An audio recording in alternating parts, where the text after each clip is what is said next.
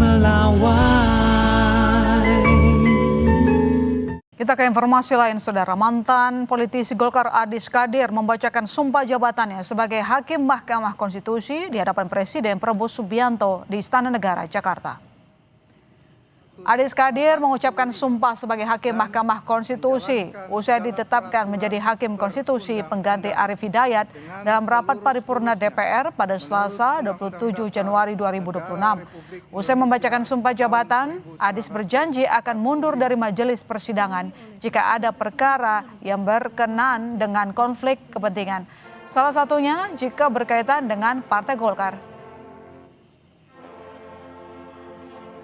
Terkait dengan dianggap ada konflik of interest, pasti otomatis hakim akan mengundurkan diri dari panel atau majelis tersebut.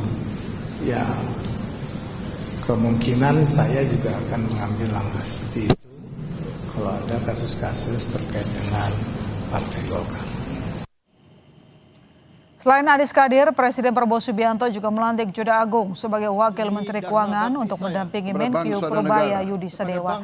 Ia dilantik menggantikan posisi Thomas Jiwandono yang pindah jabatan menjadi Deputi Gubernur Bank Indonesia.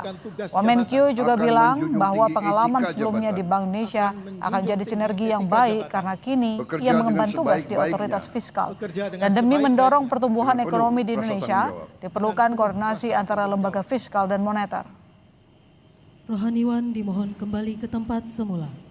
Ya, tentu saja pengalaman saya yang cukup lama di Bank Indonesia, kemudian di otoritas fiskal, ini tentu saja sinerginya akan lebih baik. Begitu juga Pak Thomas yang dulunya di otoritas fiskal, kemudian di moneter. Jadi sinerginya antara dua kebijakan akan lebih baik dibanding kalau masing-masing di otoritasnya, gitu ya. Tapi intinya dari Presiden bahwa untuk mendorong pertumbuhan ekonomi, mencapai program-program pemerintah yang sudah dicanangkan, tentu saja perlu koordinasi antara kebijakan fiskal dan kebijakan moneter. Dan juga tentu saja kebijakan di sektor real, sehingga ini menjadi efektif di dalam upaya kita untuk mendorong pertumbuhan ekonomi ke depan.